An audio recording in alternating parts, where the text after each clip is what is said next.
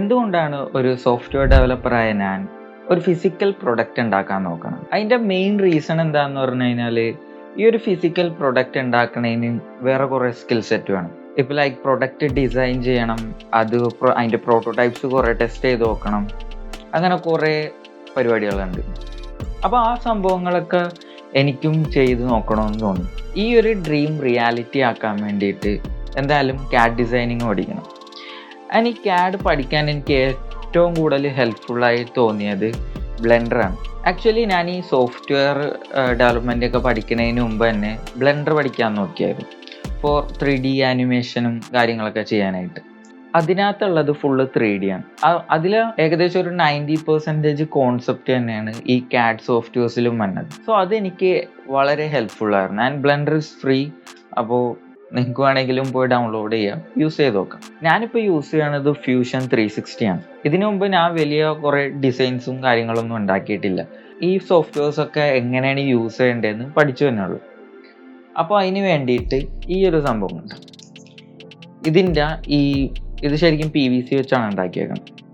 അപ്പോൾ ഈ ഒരു ഡിസൈൻ, ഈ ഒരു സർക്കുലർ ഡിസൈൻ വിത്ത് ഈ ഒരു സ്ക്വയറും ഈ ഒരു കട്ടൗട്ടും കാര്യങ്ങളൊക്കെ ഉണ്ടല്ലോ, ഇതെല്ലാം ഫ്യൂഷൻ 360യിൽ ഉണ്ടാക്കി നോക്കാം. അപ്പോൾ ഇതിൻ്റെ ബേസിക്സും കാര്യങ്ങളൊക്കെ അറിയാൻ പറ്റും. അതാണ് എൻ്റെ ഗോൾ, ദ ഫസ്റ്റ് സ്റ്റെപ്പ്. അപ്പോൾ ഇതാണ് ഫ്യൂഷൻ 360. ഇതിനകത്ത് ഇനി ഈ ഡിസൈൻ ഉണ്ടാക്കി നോക്കാം. സോ ഫസ്റ്റ് ഓഫ് ഓൾ നമുക്ക് ആദ്യം ഒരു 3D ഡിസൈനിലോട്ട് പോകുന്നതിന് മുമ്പ് നമുക്ക് അതിൻ്റെ ഒരു 2D ഡിസൈനാണ് ഉണ്ടാക്കേണ്ടത്. ഇതൊരു സർക്കുലർ ഷേപ്പിലായതുകൊണ്ട് നമുക്ക് ഇത് സെലക്ട് ചെയ്യാം.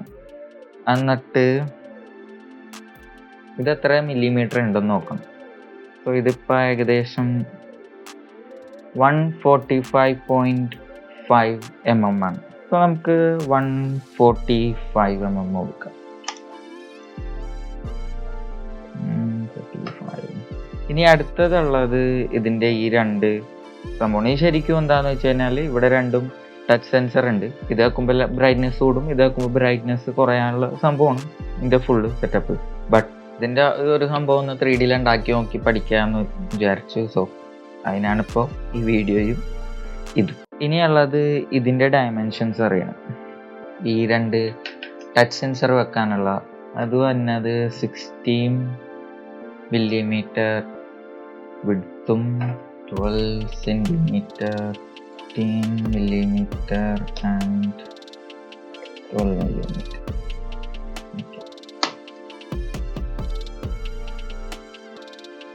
ഓക്കെ, അപ്പോൾ ഈ സെൻസറിന് വേണ്ടിയുള്ള കട്ടൗട്ട് കൊടുത്തിട്ടുണ്ട്. ഇനി ഈ സെൻറ്ററിൽ ഈ ഹോൾ കൊടുക്കാം.